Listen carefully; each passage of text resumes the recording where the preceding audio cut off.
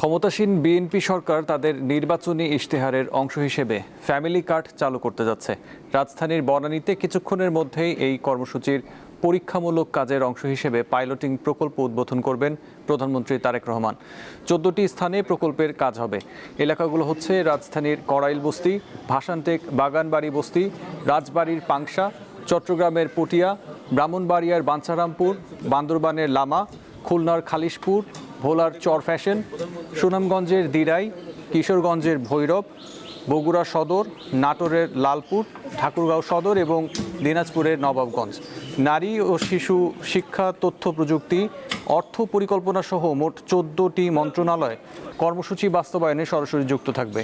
পরিবারে থাকা মা অথবা নারী প্রধানের নামে এই কার্ড ইস্যু করবে সরকার। কার্ডের মালিকের বয়স 18 বছরের বেশি হতে হবে। তথ্য সংগ্রহ করার পরে তাকে যাচাই করা সম্ভব। ফ্যামিলি কার্ডের বিষয়ে জানাতে বগুড়া থেকে যুক্ত আছেন সহকর্মী ববিন রহমান। ববিন, বগুড়ায় প্রাথমিকভাবে কতজন ফ্যামিলি কার্ড পাচ্ছেন আর তাদের প্রতিক্রিয়া কি আমাদের জানাবেন? প্রাথমিক পর্যায়ে নাও পারেন, কিন্তু আমার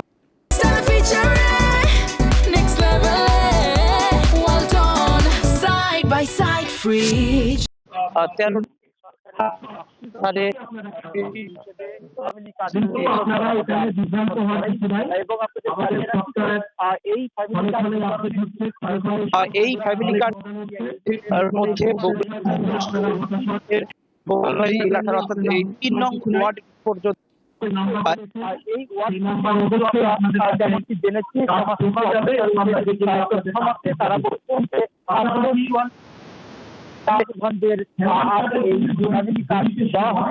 এবং যে অংশগ্রহণ আপনার ক্যামেরার এখন পর্যন্ত বগুড়া জেলা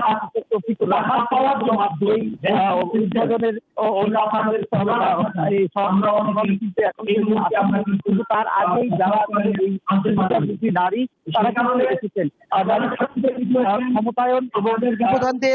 ক্ষমতায়ন এবং তাদের অর্থনৈতিক স্বাধীনতা, অধিকার এবং মর্যাদার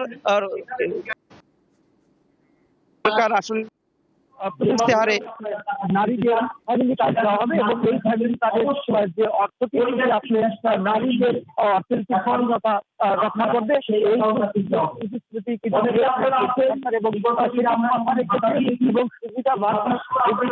এবং সুবিধাভোগী নারী যারা তারাও কিন্তু বলছেন যে এই ফ্যামিলি কার্ডের সেই টাকা দিয়ে কিন্তু তারা স্বাবলম্বী হতে পারবেন এবং তাদের যে পরিবারের অর্থনৈতিক যে সংকটটি সেটি কিন্তু দূর করতে পারবেন।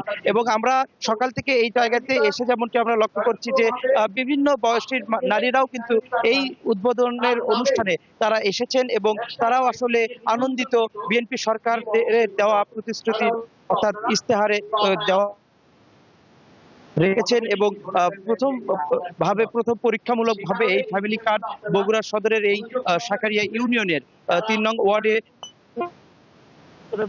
থেকে যে জানতে পেরেছি এই ওয়ার্ডে প্রায় 900 নারী তারা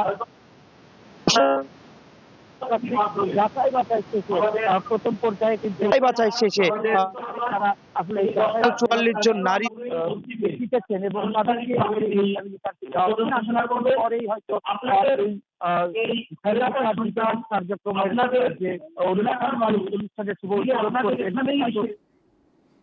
জি, ধন্যবাদ ববিন।